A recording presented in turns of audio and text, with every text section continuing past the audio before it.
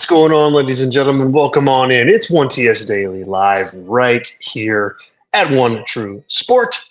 I am your host, Zack Heydorn from Brass Ring Media. It's Tuesday. So I am out and about in the city of Chicago. And I got a nice little view back there of the skyscrapers in a office building today. And a little bit of a different scenery. Once again, I prefer to be outside, but it's a little cool. It's a little rainy. So I'm being over dramatic and keeping it inside today. But thanks so much for being here. If you're listening on YouTube, appreciate you.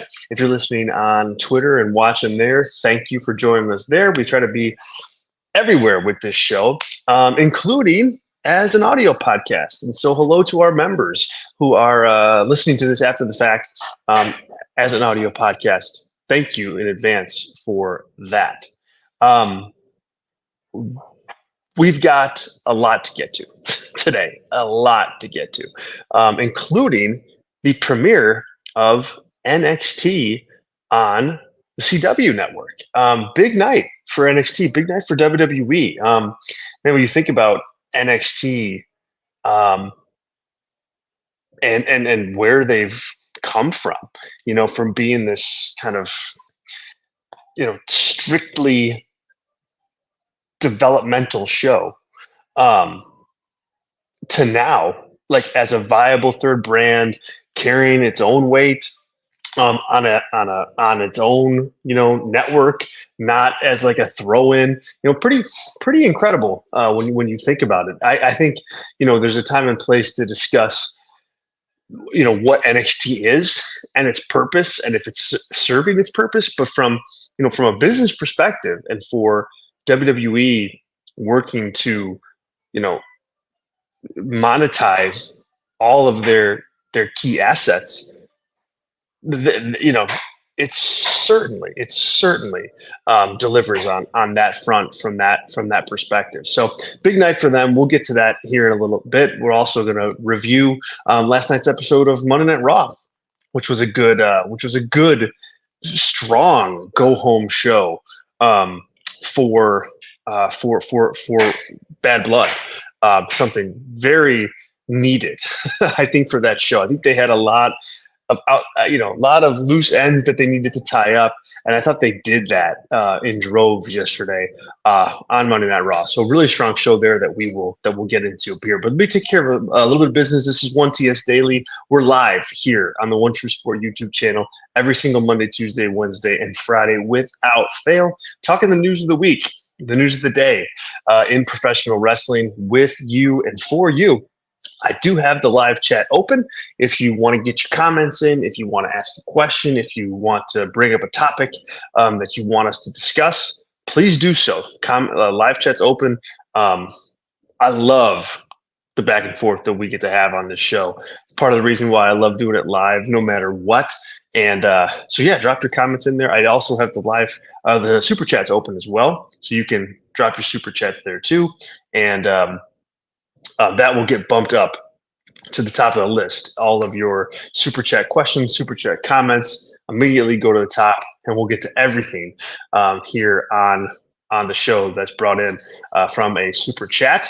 If you are a member of One True Sport, thank you. And if you're interested in membership, head over to onetruesport.com. Full access to a lot of the top tier talent in professional wrestling history. Access to guys like Rob Van Dam, Arn Anderson, Kurt Angle, Medusa, top stars, top content, high level and premier co-hosts with them. Really some unique shows that are exclusive to One True Sport. So head over there right now, onetruesport.com. Check out our membership options. If you're watching on YouTube, do me a favor, hit that like button. If you don't mind, it helps us out a ton to get this show in front of other eyes. So if you like what you hear here on a regular basis and you are able to help us out by hitting like, definitely do that. It helps us out greatly. Get the show into the hands of others that may like professional wrestling and this style of pro wrestling coverage. We got Sean in the chat. Sean, what's going on? Good to see you here, man. Thanks so much for doing this and for being here. Appreciate it. I'll get to your question here in just 1 second. So we'll start with Raw last night. As I mentioned, I thought it was a really strong show, and Raw, even with its 3-hour format, continues to be, I think, a flagship, like the flagship show for pro wrestling as an industry. I think it's the best show on TV right now. I wonder what you guys think about that. So let me know in the comments. Sean's asking here, where are you?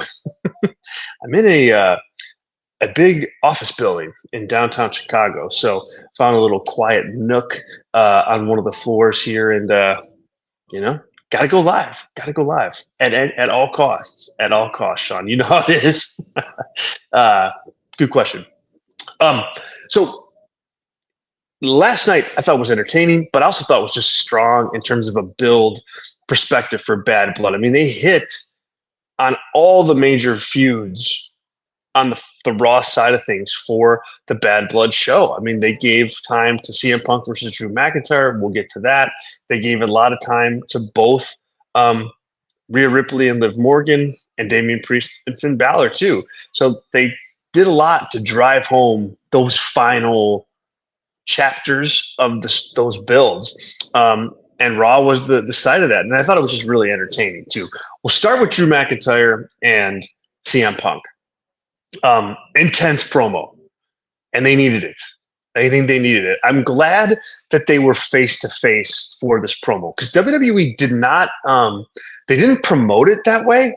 They didn't promote that they would be face to face. They promoted that they'd both have the chance to speak. That was how they promoted it on their socials and on the website. But they were face to face inside the cell, and I thought that was a really good visual. I like the security guards in there. I liked Adam Pearson there, like working to keep the peace. I like that they didn't get physical with one another. That worked to like build up the tension between them even further, to build up that drama. And then the promos that they both cut. I mean, man, they were personal. They were personal. They cut deep. They were intense. And that's what this feud needed. I mean, I think there's been times where this feud has kind of lost its way throughout the last, 10 months that it's been going on, 9 months, I guess.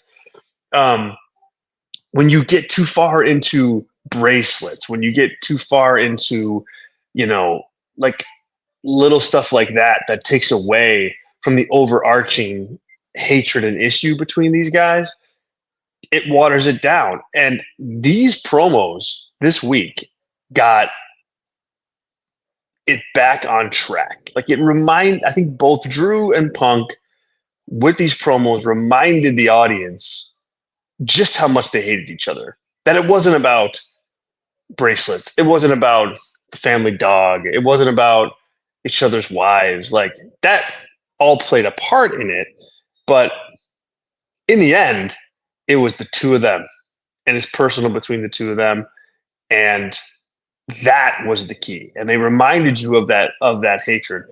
I thought Drew obviously was great. I thought Punk, more than held his own. I thought he cut a good promo a couple weeks ago about this match. I thought this was even better. I thought he, kind of articulated himself as like a fiery babyface, and someone who wanted to win, and someone that would do anything at all costs to win. So this to me was a home run.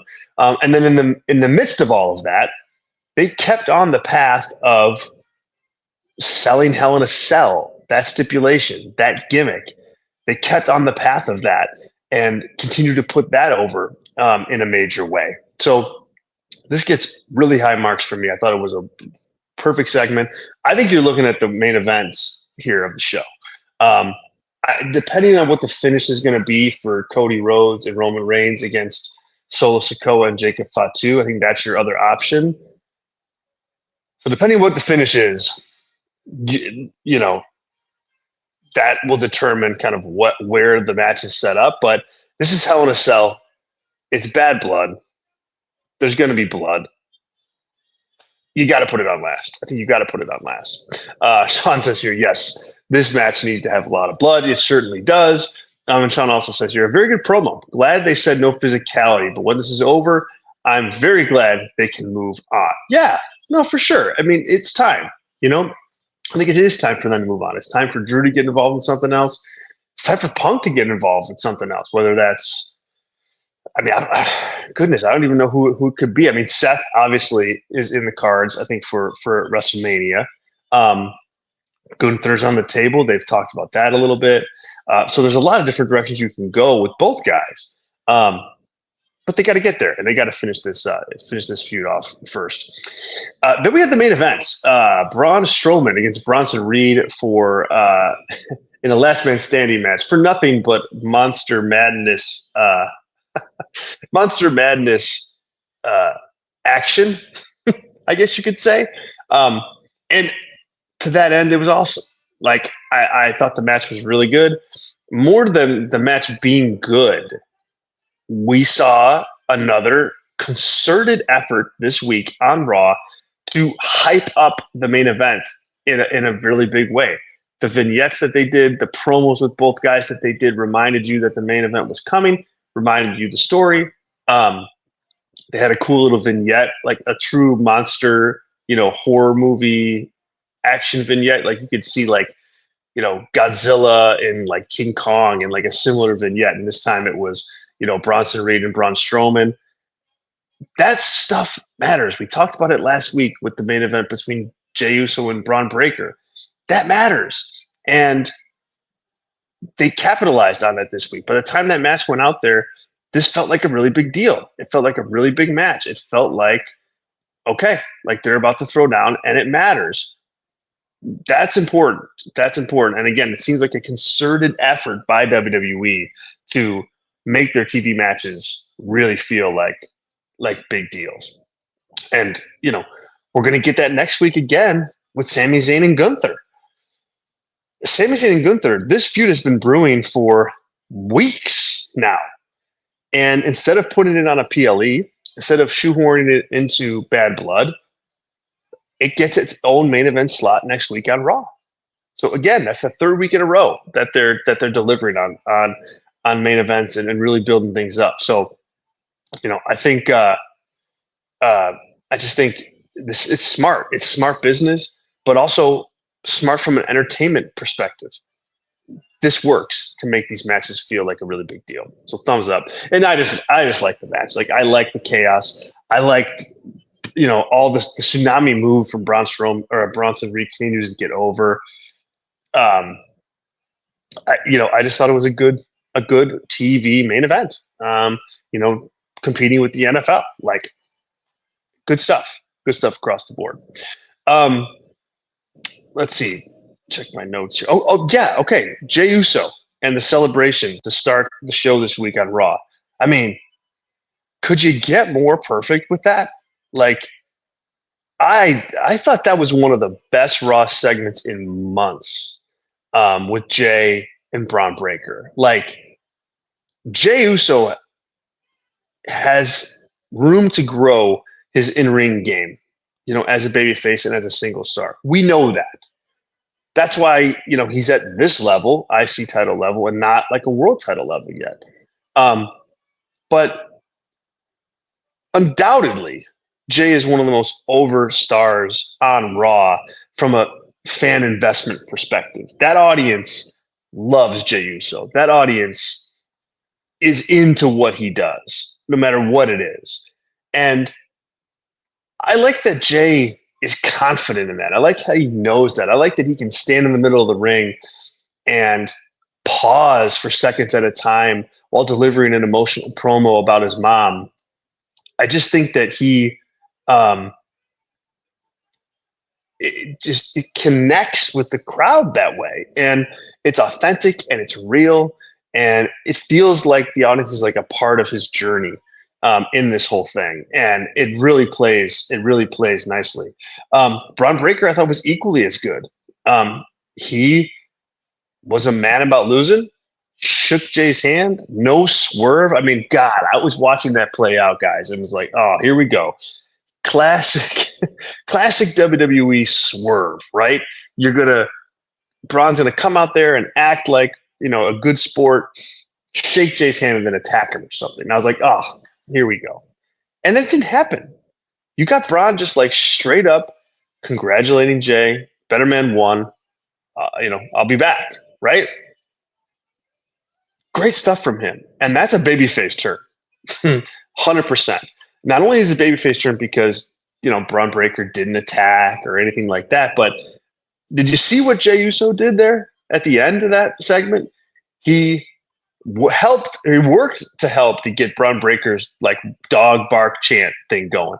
When they tried to sprinkle a little Jey Uso dust on that crowd engagement thing. They want people to do that for Braun Breaker. That, coupled with the encounter with Gunther backstage, I think gives you a good sense of where Braun Breaker is going at this particular moment. So great stuff on that end. Let's get some questions here. Well, first Tony jumps in and says, "Yeet." I think we got ourselves a Jey Uso fan. What's up, Tony? Thanks so much for being here, man. Appreciate it. Glad you were able to check us out live. As you guys are watching, of course, if you're able to like this video, please do. I don't mean to keep plugging that, but it helps us out so much. So thank you in advance for that. But thanks, Tony. Sean says, though, is Braun going face way too soon? I still don't think Jay needed to win the title, but I'm interested to see where it goes. Yeah, I don't know, Sean. I think it's, I think they want like this IC title to, be a top title or a top secondary title, of course. And I think just around the waist of Jey Uso, when he gets those kind of reactions and winning it means that much to him, it puts over the belt in a big way, in a different way than it was put over when like Gunther was holding it. But it does shine pretty nicely in this around his waist. So I'm here for it, and I don't think Braun is going face too soon either. Fans were coming around to him. I think he's likable, not necessarily from a personality perspective because that doesn't always show, but just his intensity is very likable. I think there's a little bit of a groundswell to get behind him. You hear him doing the dog barking thing, and for as obnoxious as I think that is, it's something that can get over with the WWE audience for sure. And WWE loves pushing that kind of stuff. So I don't think it's too soon. And I also don't think I also don't think that he's going to be facing Gunther anytime soon for that title. I think that was more of a long-term tease than it was, okay, here's the next feud for Gunther. What I do think is that they may use Gunther and a long WWE World Heavyweight Championship title reign to really put over Braun Breaker huge at some point with a win over Gunther. So I think you may see Braun versus Gunther at some point. That's almost a guarantee. But I don't think it's going to be for quite some time. I mean, the earliest that I would see that is at WrestleMania. And even then, I don't know if that's, that could be too early. I mean, could Braun Breaker win the Royal Rumble and challenge Gunther at WrestleMania?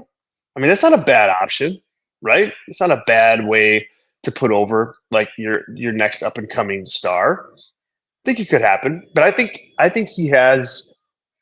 There's something compelling about him as a babyface in my eyes, and so I don't think it's too soon. I think he needs to develop. He's not there yet fully, but there's like a innate charisma there that I like, and I think he plays very well and will play well as a babyface. Question I think is for him is, who does he work with now? Like, who can he? What's a heel on the roster that he could beat? I mean, and have a long feud with. I mean, you could go to Drew McIntyre, perhaps. That's an avenue you can go down. that has its own booking issues, but that's certainly a way to go. Um, but you look who else though? It's kind of slim pick. I guess you could do Judgment Day, right? You can pivot like Finn Balor and those guys to Braun Breaker. That could be an avenue you go down. So there's some options, but yeah, I think he starts more in the middle as a baby face, and then works his way up to that Gunther match. So yeah, like I said, good Raw this week, guys. Thought it was a fun show. My full column on it is up at Brass Ring Media right now. You can check out my work at Brass Ring Media and the work of our team by checking us out on YouTube. We're live on YouTube every day of the week with specialty shows covering pro wrestling. Long form, that's our style. So if you want some long form analysis and discussion on current events and current happenings in AEW and TNA and WWE, check us out at Brass Ring Media. You'll be happy with what we do there. Totally free to subscribe on YouTube. Also free to subscribe on our Substack, Brass Ring Media Substack. Just search Brass Ring Media Substack, and you will be the first thing that pops up. We've got daily written coverage, features, editorials, show reviews, and much, much more from me and the team there. And so you can check it out totally free to do that as well. Just search Brass Ring Media Substack and subscribe for that content delivered right to you every single morning and throughout the day. So check it out, Brass Ring Media. Would appreciate it. Thanks. All right. So tonight, as we said, NXT premieres on the CW network. Two major matches that are in the hopper. We got Roxanne Perez against Julia for the NXT Women's Championship. We've got Ethan Page versus Trick Williams for the NXT Championship with CM Punk as a special referee. This show is going to be at the Allstate Arena, just 20 miles west of where I am right now. Pretty big night. Those two title matches I think are really interesting. I don't get the sense they're going to do two title changes on the same show. So, with that said, it seems to me that Roxanne Perez is going to retain her women's championship over Julia. This won't be the last match that those two have. And I think that Trick Williams wins the NXT championship in the main event with CM Punk in Chicago, right? I think that's a bet I'd be willing to make. Trick Williams, he's going to be the face of the show, at least until he gets called up to the main roster. I mean, that's your guy. That's your guy. And I think if you want to make a statement the first week, I think if you want to tell your audience that this is the person you should tune in to CW to see on a weekly basis, you give him a big win. You give him a big win standing next to a really big star that WWE has that people know, and you put him over definitively and strong. And to me, this is a layup type decision. This is what you do. You leverage this moment. You leverage this time as a big show to put over, the guy, the face of the brand, and that's Trick Williams right now. So it makes perfect sense to do that, and I fully expect him to beat Ethan Page to win, the NXT Championship back. I think CM Punk is a factor, but more of a prop than anything else. More of a way to get people to watch than it is for him to actually get involved in like the storylines of the finish. So I fully expect him to call it right down the middle, hit the 1, 2, 3 for Trick, raise his hand in victory. Like that's the shot, right? That's the moment that they're going to try to capture. And I think that's what we get here in the end. Roxanne Perez and Julia, man, I mean, you'd think like on some level, you can't have Julia lose right now, right? Because she's brand new. You got to present her in a strong way. And so there's like 49% of me that thinks that she's going to win this title too, and win and be the new champion. And maybe they do. Maybe they just want to start totally fresh here. But that's just It's just tough to put both of those title changes on the same show. Um, I think it's separated out. It's a 2-hour show, so they can put that women's match on first, and then the men's match on in the main event. But I don't know. I still think they're going to try to get more out of this Julia Roxanne Perez feud, and so giving the victory to Julia right out of the gates is kind of it takes money off the table. Frankly, I mean, this is a main event you could do on another CW show. This is something you could put on a PLE. So I think they're going to try to save that moment with Julia. And Tony says here he disagrees outright. Ethan Page is retaining the title, period. Julia will be our new champion. There's no flipping way her undefeated streak to be forever tarnished, especially in her second televised match. And does she have an undefeated? I mean, she doesn't really have an undefeated streak yet. I get what you mean on her second televised match. Totally get it. But again, you do have to play long-term booking sometimes. And to me, this is the time to do that. This is the time to do that. Like, you can get more out of this than just one match. Get it. That'd be my prediction. Not to say that it'll happen, but I'd say again, it's a better than 50-50 chance that happens. So those are your two main events. We also have Zachary Wentz against Wes Lee. It's a street fight grudge match. Good mid card, type match for the show tonight. And another kind of good showcase moment for the show and for the brand as it makes its debut on CW. So there you go. Those are the top 3 matches on the show. Should be a fun night for NXT. We'll review the show tomorrow right here at 1TS Daily. So you don't have to worry about that. We got you covered with results and news coming out of the show and all that jazz. We'll review the matches too. So definitely make a point to join us tomorrow right here on the show, 1TS Daily Live, 11 Eastern, here at One True Sport. A bit of news. Let's get to some news nuggets. Actually, just one news nugget today. Bryan Danielson is going to face Kazuchika Okada tomorrow on AEW Dynamite. So here Tony goes again, kind of hot-shotting some of these really big matches. And boy, I mean, I feel like I could take exactly what I'm about to say from like last week's show on AEW and just like paste it in here. I'm looking forward to the match. Of course. Like, who wouldn't look forward? We're wrestling fans. Who wouldn't look forward to Bryan Danielson versus Kazuchika Okada, right? Like, obviously. But why? Why are they wrestling? What's the premise here? What are they going to get out of it? You want these big matches with your big time stars to feel big and to mean something. And this doesn't, outside of the fact that it's just a match that everybody really wants to see. And I just don't think that that's booking. Like, anybody can like toss 2 wrestlers together and tell them to go out there and have a good match. Like I said, the world is not short on great pro wrestling matches. Fire up IWTV on a Friday night. Just click on any of the indies that they have running, and you'll find good wrestling on that show. But can you make the good wrestling matches matter?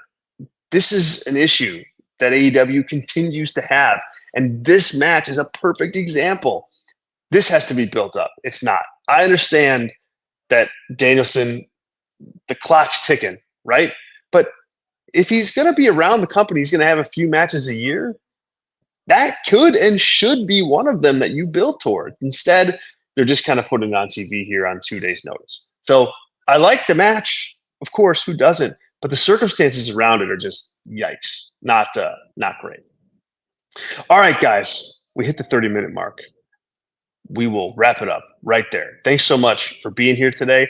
Appreciate you as always. It's fun to do this show on the road, from different locations once a week. And so appreciate you sticking with me. I know I'm on the old mobile device here, but thanks for checking out the show. We're live every single Monday, Tuesday, Wednesday, and Friday. Sport. Definitely are not going to want to miss tomorrow's show. and we got some other good stuff planned for us rest of the week, including a full Bad Blood preview on Friday. Cool. Thanks again. If you're watching this, hit like on YouTube, helps us out big time. And have a wonderful, wonderful, wonderful Tuesday. We'll talk to you guys tomorrow. See ya.